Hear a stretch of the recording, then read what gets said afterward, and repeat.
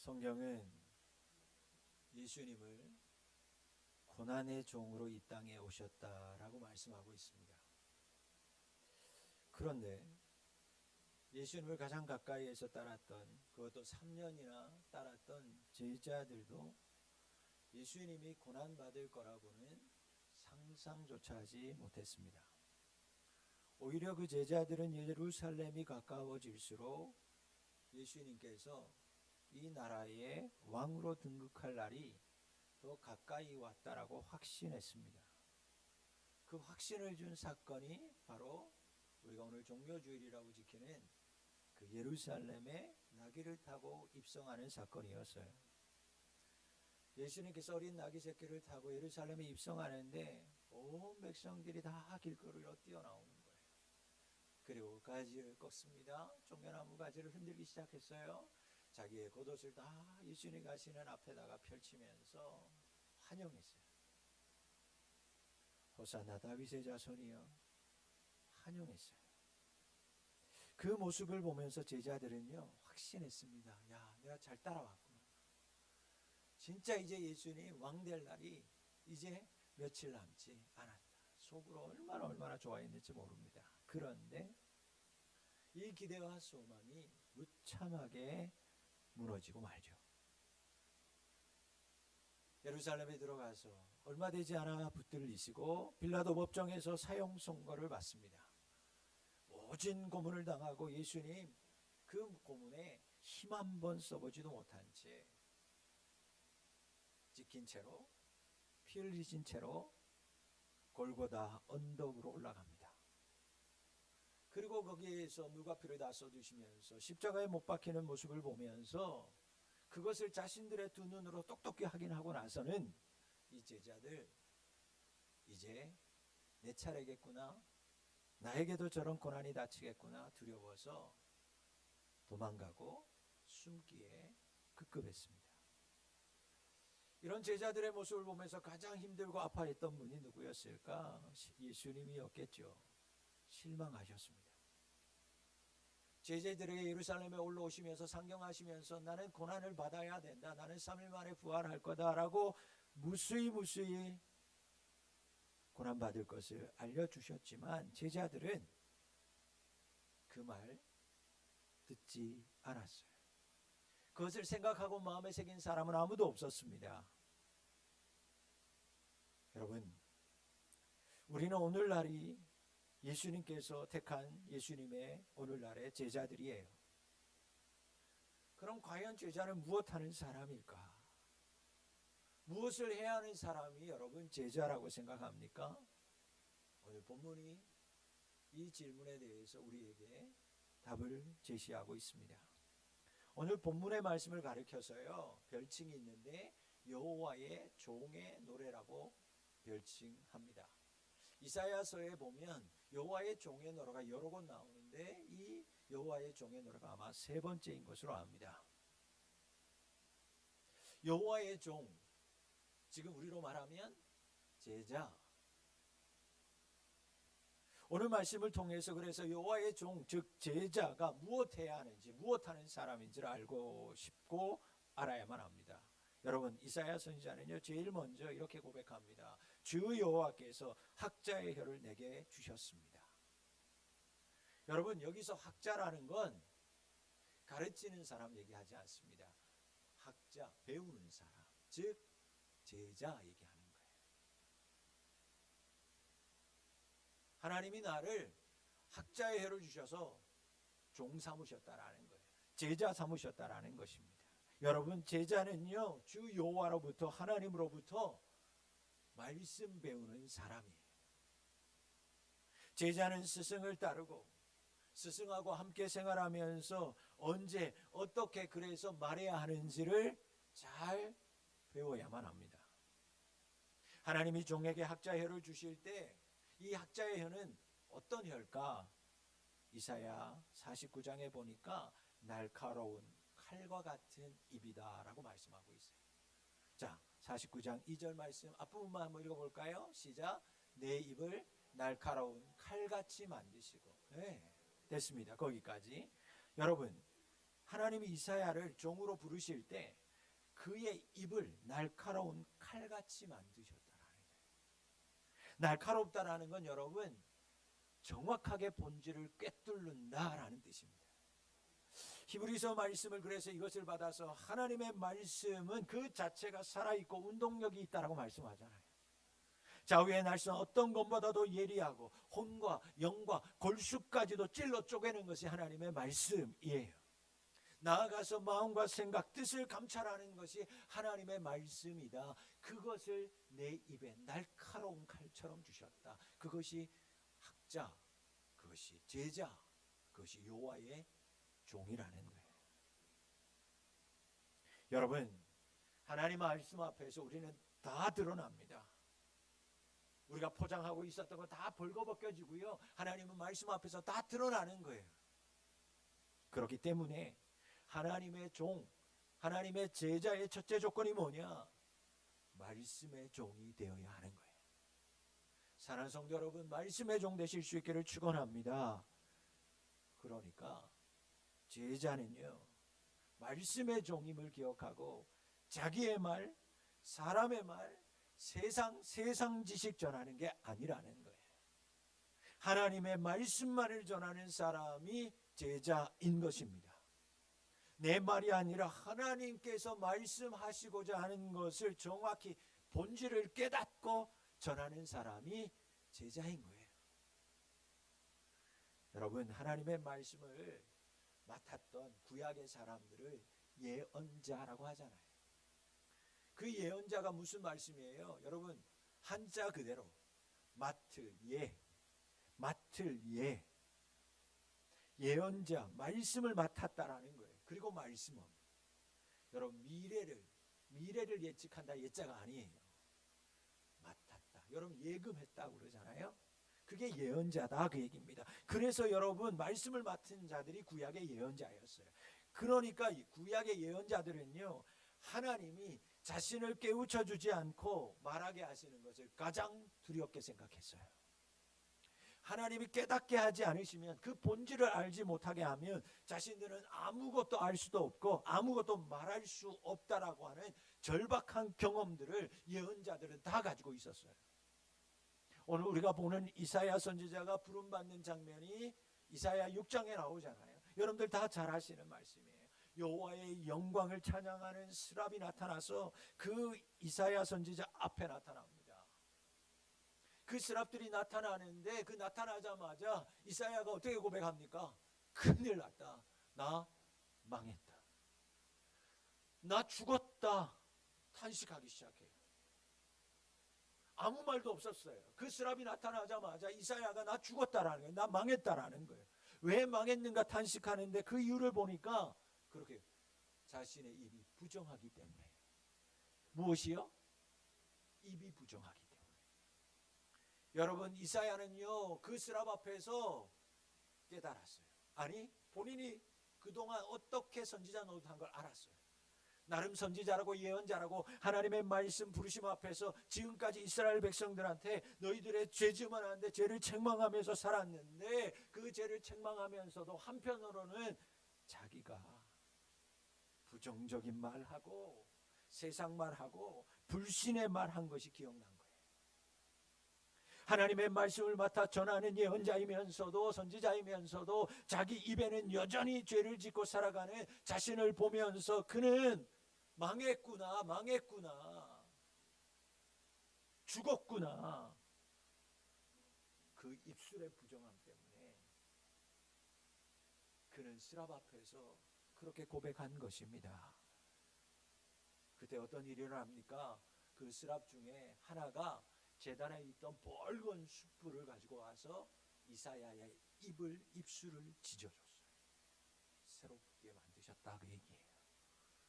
여러분, 하나님이요 이사야에게 말씀을 주시기 전에 뭐 했는가? 그의 입술을 먼저 거룩하게 하셨어요.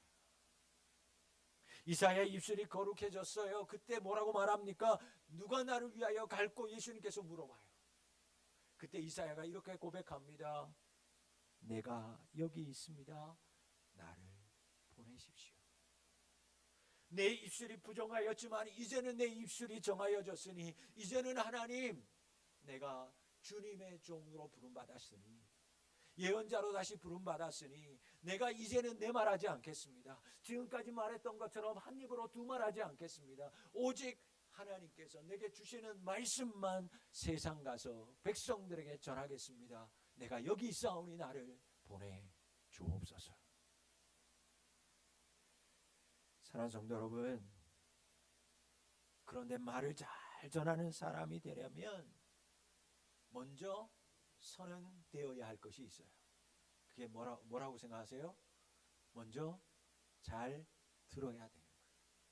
여러분, 제자는 말하는 사람이어야 되는데 하나님의 말씀을 받아서 전하는 사람이 되어야 되는데 그러려면 먼저 하나님의 말씀을 잘 듣는 자가 되어야 되는 것입니다. 여러분, 어린 사무엘이 젖되고 나서 부름받고 엘리 제사장 밑에서 자라잖아요.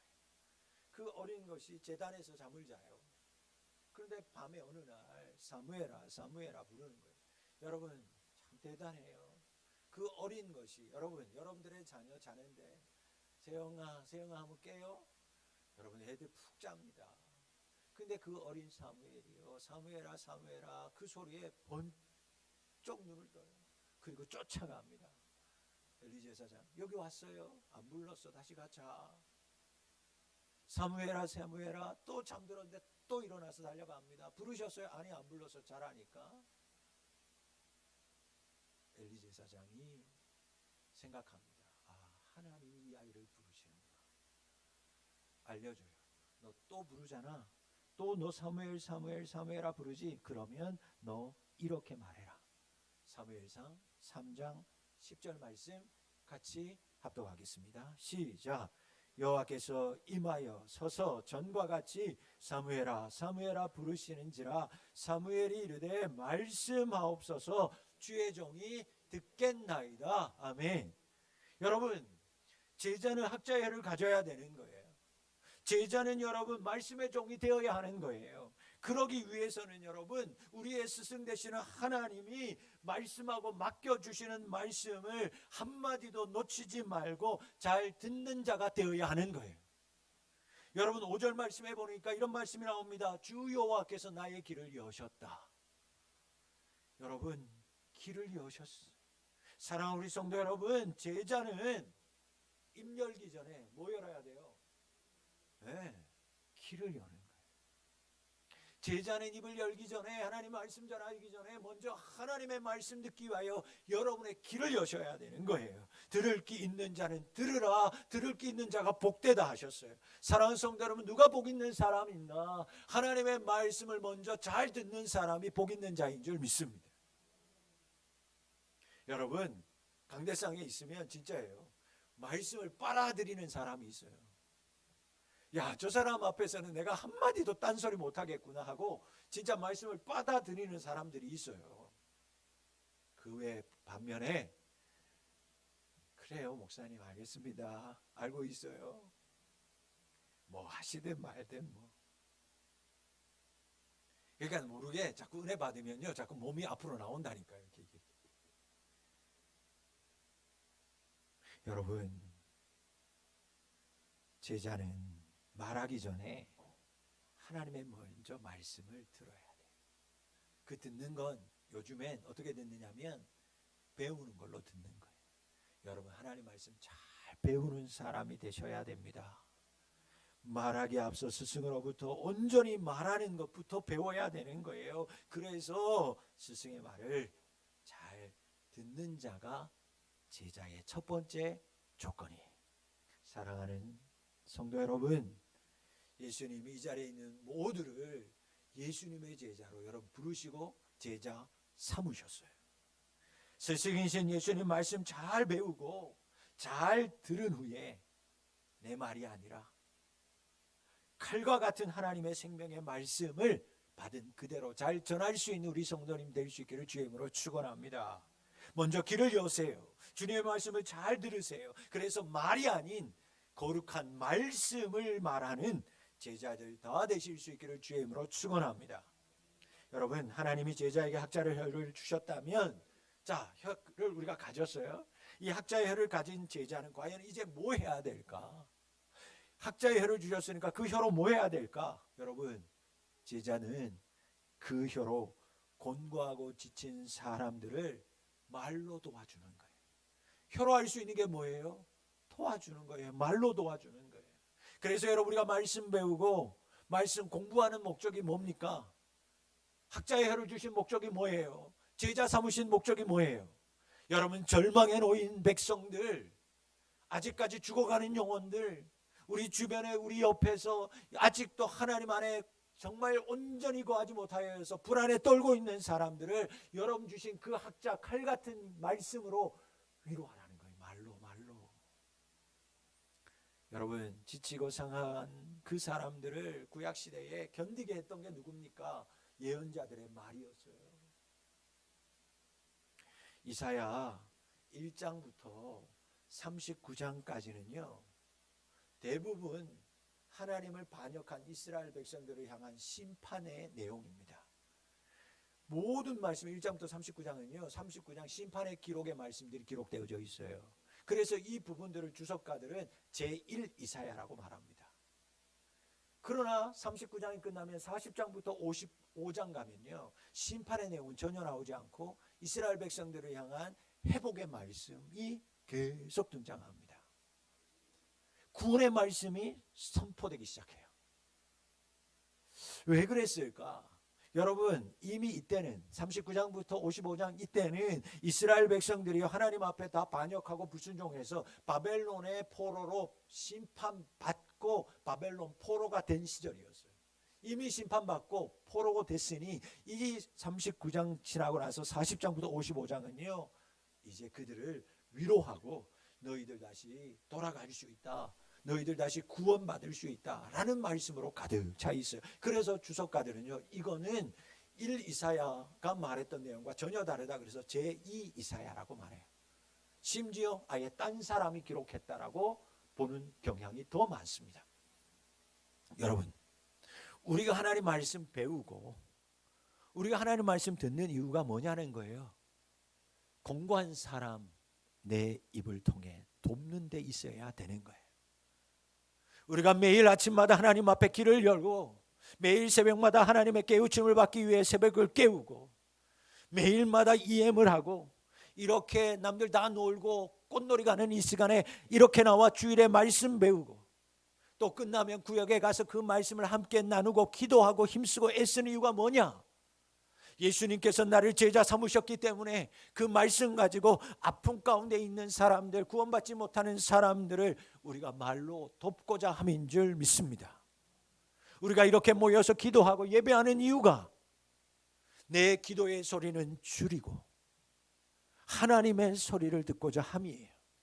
우리가 이렇게 예배하는 목적은 내 입술을 바르게 하여서 내 뜻을 버리고 하나님의 뜻을 깨닫고 알아서 본질을 알아서 아픔 중에 있고 아직 구원받지 못하는 공고한 중에 있는 사람들에게 내 말이 아닌 하나님의 말씀을 내 입술을 통해서 바르게 전하여 그들을 돕기 위함인 줄 믿습니다. 이것이 하나님께서 여러분을 제자 삼으신 이유예요. 하나님께서 여러분에게 학자의 혀를 주신 이유입니다. 목적이라고요. 사랑하는 성도 여러분, 우리의 영원한 스승 예수님이 왜 존재하셨습니까? 예수님께서 이 땅에 오신 목적, 그 존재의 이유가 뭡니까? 다른 사람을 구원하시기 위함이다. 뭔 얘기예요? 쉽게 말하면 다른 사람, 연약한 사람들 돕고자 함이었다라는 거예요. 그들을 살리고자 예수님께서 이 땅에 오신 거예요. 그래서 십자가까지 지신 것입니다.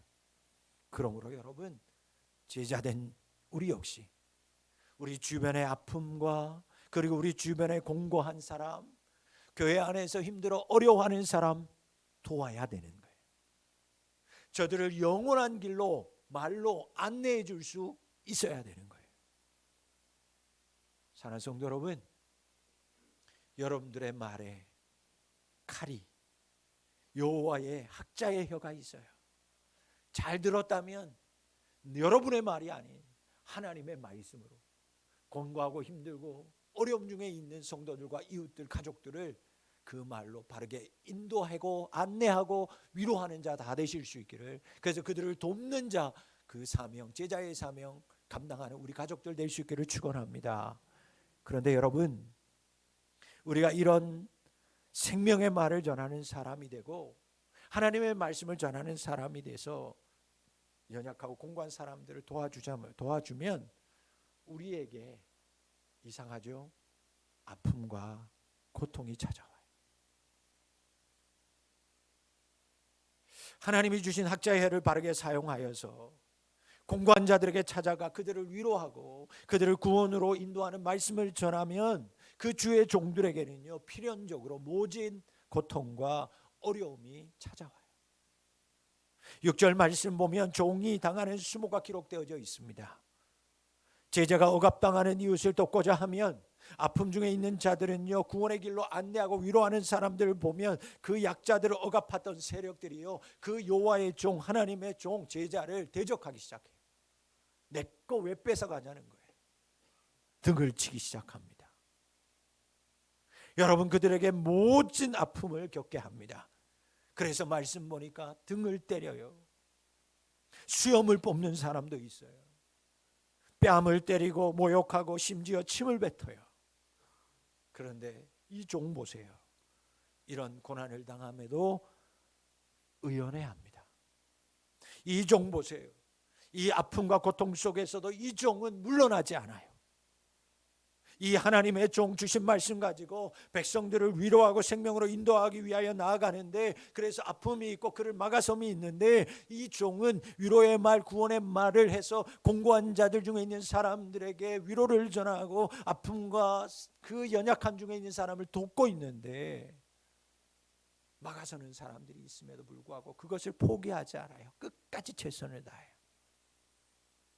이 종은, 이 여호와의 종은 위협 앞에서도 고통과 아픔 앞에서도 절대 타협하지 않아요. 오히려 맞서 싸우고 있어요. 여러분, 그 여호와의 종이 저와 여러분을 구원하시기 위하여 십자가에 고난 당하시면서도 끝까지 참으신 예수 그리스도이십니다.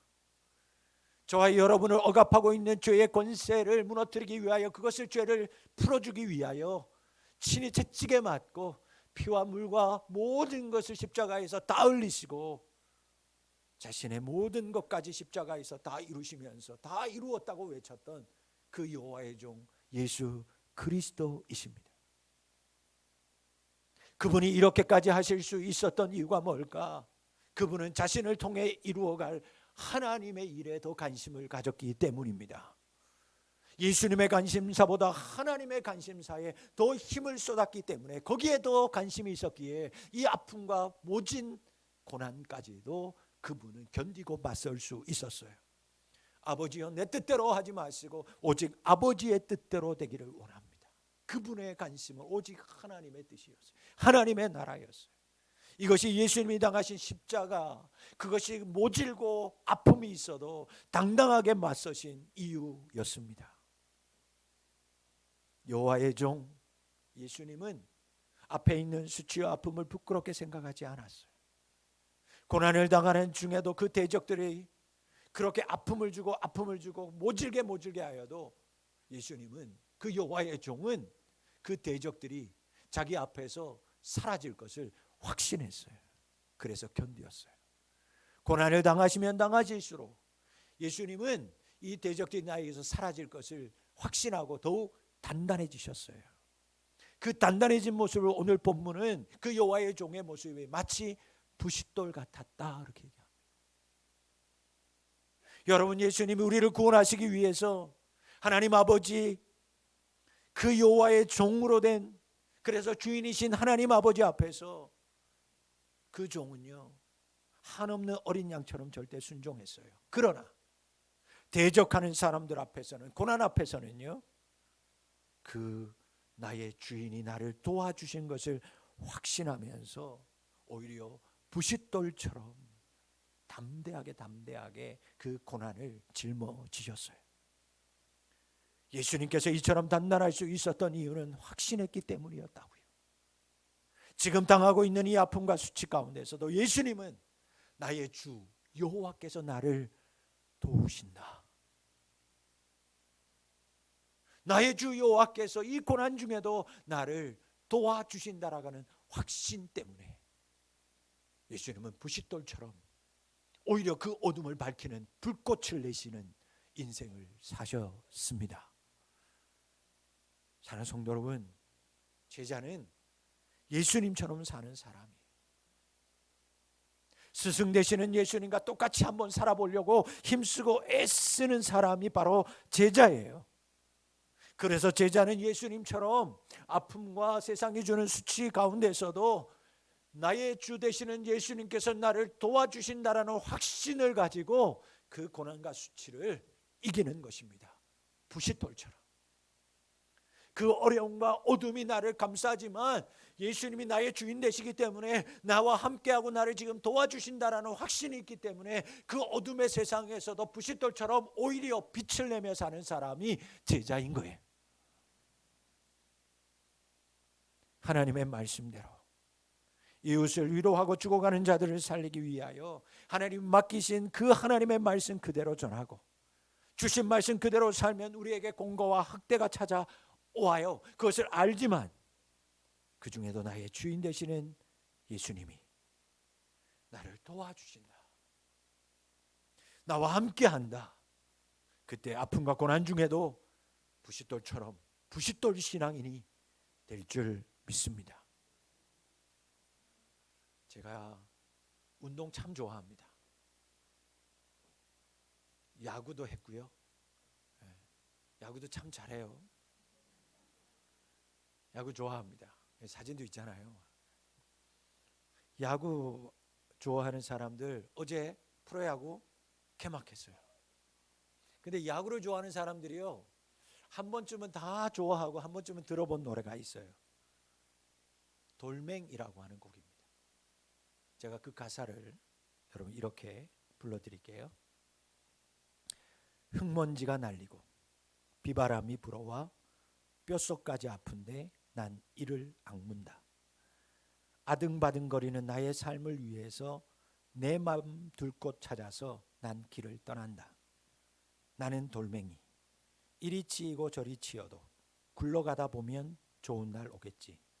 내 꿈을 찾아서 내 사랑 찾아서 나는 자유로운 새처럼 마음껏 하늘을 날고 싶어. 난 굴러간다.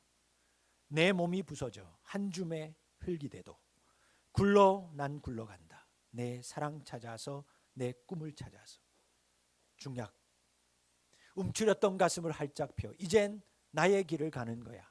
멈추지 마, 멈추지 마, 멈추지 마. 그리고 이렇게 끝나요. 힘내라 돌멩이. 여러분, 하나님의 종으로 사신 예수님은 하나님의 나라가 자신의 꿈이었어요. 그분의 비전이었어요. 하나님의 일이 자신을 통해서 어떻게 될지, 어떻게 진행될지가 그분의 오직 관심이었어요. 그래서 자신은 매맞고 자신은 세상 앞에서 수치를 당하면서도 그분은 앞으로 나아가셨던 거예요. 이를 악물고 여호와의 종으로 가야 할 길을 뚜벅뚜벅 골고다 언덕을 향하여 힘내어서 가셨어요. 사랑하는 푸른비전교회 성도 여러분, 하나님이 여러분을 도우십니다. 세상에 아픔을 주고 고통을 준다 해도 여러분의 주 되시는 예수 그리스도께서 여러분을 도와주시고 부끄러움 당하지 않게 한다라는 자신감, 여러분 이것이면 모든 것을 이길 충분한 이유가 되지 않습니까? 그러니 하나님이 나를 학자로 제자로 부르심을 명심하셔서 세상의 대적자들이 사탄이 아무리 힘들게 하여도 믿지 않는 사람들이 내만 몰라져서 고난을 줄지라도 세상이 아무리 여러분들을 넘어뜨리려고 하여도 하나님의 제자 예수 그리스도의 제자 하나님이 예수님이 나를 도와주심을 믿고 다시 여러분에게 맡기시고 들려주신 말씀을 전하여서 아픔 중에 있고 방황 중에 있는 모든 세상의 사람들, 교회 안에는 있지만 여전히 하나님을 만나지 못하여서 괴로움 중에 있는 성도들 위로할 사람들이 있음을 기억하며 그들을 말로써 말씀으로써 위로하는 자들이 다 되실 수 있기를 주의 이름으로 축원합니다. 노래 가사처럼 멈추지 마, 멈추지 마, 멈추지 말고 다시 하나님의 꿈을 향하여서 다시 나아가는 우리 성도님들이 되실 수 있기를 주의 이름으로 축원합니다. 하나님이 반드시 옳고 그름을 판단하여 주실 줄 믿습니다. 우리 하나님이 반드시 여러분의 억울함을 풀어주시는 날이 올 줄 믿습니다. 종은 그렇게 아픔과 고난 속에서도 나의 주인을 믿고 사는 사람인 거예요. 그래서 시편 기자는 이걸 깨닫습니다. 그렇구나, 나의 주인이 나를 지켜주시는구나. 그래서 시편 기자는 이렇게 고백하는 거예요. 내가 고난당하는 것이 내게 유익이라. 그로써 내가 주의 말씀 율례를 지켰다. 그는 내가 이 복음 전하고 제자의 학자의 열을 가지고 온전히 살 때 고난당하고 아픔이 있지만 이게 나에게 유익이구나. 하나님이 나와 함께 하시기 때문에 내가 유익당하는 고난을 당하고 있구나. 이로써 내가 말씀을 율례를 완성해 가고 있는 과정이구나. 기뻐했어요. 사랑하는 성도 여러분, 복음 위에 생명 살리는 일을 위해 여러분의 말을 그치고 세상의 지식을 그치고 하나님의 말씀 전하, 그러다가 당하는 고난은 여러분 유익인 줄 믿습니다. 제자로 부름받은 사랑하는 우리 부부는 비전교회 성도 여러분, 그런 어려움을 당할수록 부싯돌 신앙인이 되셔야 돼요. 그런 어려움과 아픔이 있을수록 부싯돌처럼 강해지는 우리 성도들이 되실 수 있기를 주의 이름으로 축원합니다. 오히려 그 어둠 속에서 부싯돌처럼 빛을 발하는, 그들에게 불 붙여줄 수 있는, 여러분의 예수 그리스도의 불을 그 믿지 않은 사람들에게 불 붙여줄 수 있는 부싯돌 신앙인들이 될 수 있기를 축원합니다. 하나님이 나를 도와주시기에 하나님의 종으로, 하나님의 제자로, 예수의 제자로 살겠다고 여러분 결심하셨습니까? 오늘부터 시작되는 고난주간을 통해서 하나님의 말씀에 더욱 귀 기울이시고 하나님의 말씀 하나 빼놓지 않고 잘 듣고 잘 들은 대로 아픔과 구원을 바라는 사람들에게 찾아가 생명의 말 전하는 신실한 종들 다 되실 수 있기를 축원합니다. 예수님이 하나님의 종으로 묵묵히 고난당하심으로 십자가의 그 피, 십자가의 물 다 흘리시면서 다 이루었다. 그래서 우리가 나음을 입고 산자되었음을 믿고 세상에 앞으로 예수 믿는다고, 예수 전한다고 주는 어려운 고난 앞에서도 하나님은, 예수님은 제자와는 늘 함께 하심을 믿는 제자에게 주어진 내 십자가, 그거 단단히 지고 주님께서, 예수님께서 가신 그 길, 그 십자가의 길, 좁은 길을 따르는 부싯돌 같은 우리 성도님들이 다 되실 수 있기를 주님의 이름으로 축원합니다. 살아계신 아버지 하나님, 잘 듣게 하옵소서.